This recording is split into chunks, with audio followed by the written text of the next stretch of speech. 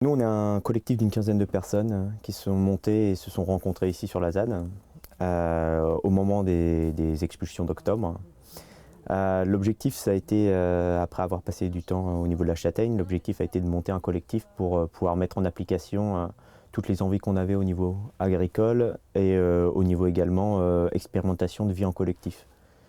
Donc on a entrepris de se mettre après des recherches de 2 mois pour trouver un terrain qui soit à la fois apte à supporter les cultures qu'on souhaitait mettre en place, notamment du maraîchage, et un terrain qui soit vraiment un enjeu stratégique fort pour la lutte contre l'aéroport.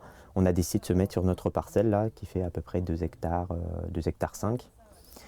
Et on a donc mis en place une activité maraîchère, de potager, toujours en gardant l'idée d'expérimentation sociale et agricole.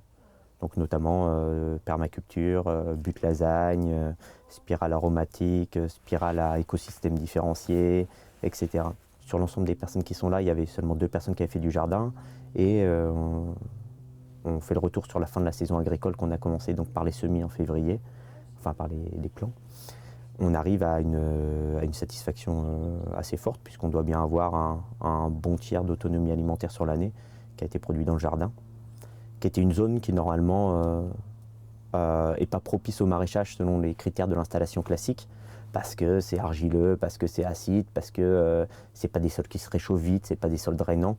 Mais on a montré qu'avec un peu de bonne volonté, de technique, juste en apprenant avec les livres bien entendu, mais avec surtout l'échange de savoir sur les personnes qui connaissaient, on a pu expérimenter et rendre un système viable pour l'alimentation. Souvent, les personnes qui passent nous posent la question, ou s'interrogent en tout cas, sur la dureté du climat, la dureté des conditions de vie, s'interrogent vraiment sur le fait que comment vous arrivez à passer l'hiver dans la boue, dehors, sans chauffage, etc.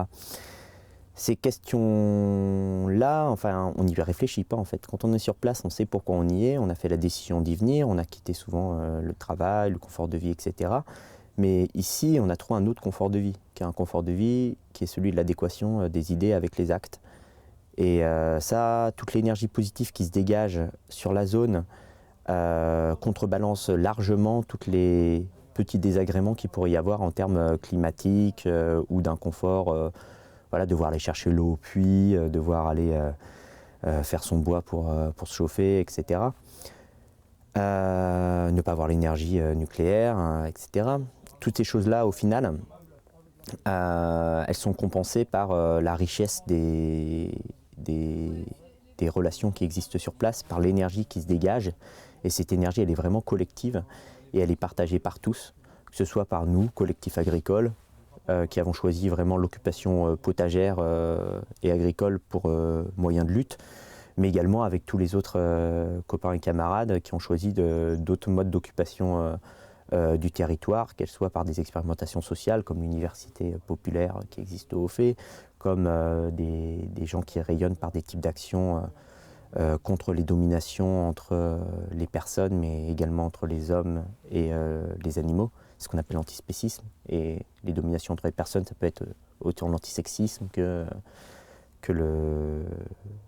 l'antifascisme, etc. Toutes ces luttes qui visent à essayer d'aller plus loin que les différences et à essayer d'abolir les principes de domination qui peuvent exister entre les uns et les autres.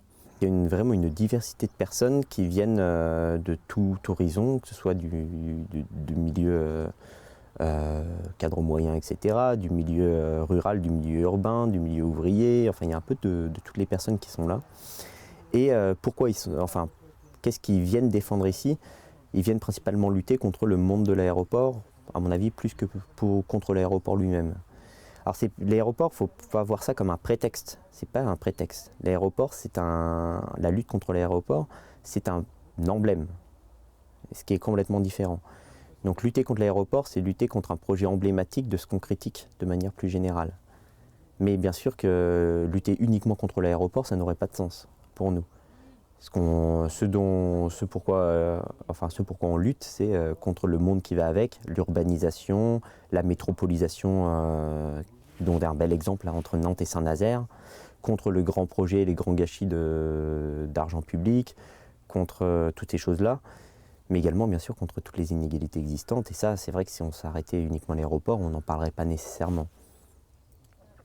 Après, dans les différentes mouvances existantes sur la zone, on retrouve beaucoup de personnes qui sont féministes et donc qui vont essayer de... Ils réfléchissent et ils actent leurs réflexions sur les rapports de domination des hommes sur les femmes au niveau individuel mais également au niveau sociétal. On va trouver des personnes qui sont antispécistes, c'est-à-dire qu'eux réfléchissent sur l'abolition des rapports de domination entre les hommes et les autres espèces. Donc eux ont un regard assez critique sur l'élevage, qui compare souvent à un asservissement total de l'animal pour le bien privé de quelqu'un. Donc c'est la vision qu'on appelle kantienne de l'utilitarisme. Après, il y a énormément de philosophies qui sont derrière et de courants de pensée. Et eux vont avoir plutôt des actions et des pensées autour de la pensée végane, etc. Après, on va retrouver, bien sûr, je pense que plus ou moins tout le monde se retrouve dans l'anarchie. Alors l'anarchie, ça paraît un peu un gros mot parce que ça a été dévoyé de son terme initial pour dire que c'était le bordel au final. Alors que l'anarchie, c'est juste l'étude des rapports de domination dans une société, en gros. Et l'anarchie, c'est l'absence de hiérarchie. Donc ça, c'est encore un point qui nous rassemble. L'autre point qui nous rassemble, c'est l'autonomie. Donc autonomos, ça veut dire s'imposer ses propres règles. Donc c'est-à-dire ne pas attendre qu'une règle vienne d'en haut et qu'elle nous soit imposée, mais réfléchir collectivement les règles que l'on veut se mettre ensemble pour du bien vivre ensemble et qu'on les incarne par rapport aux problématiques existantes sur place. Donc c'est pour ça qu'on nous traite ou qu'on nous qualifie souvent dans la presse d'anarcho-autonomes. C'est parce qu'on refuse les rapports de domination qui sont pour nous générateurs de malheur et liberticides.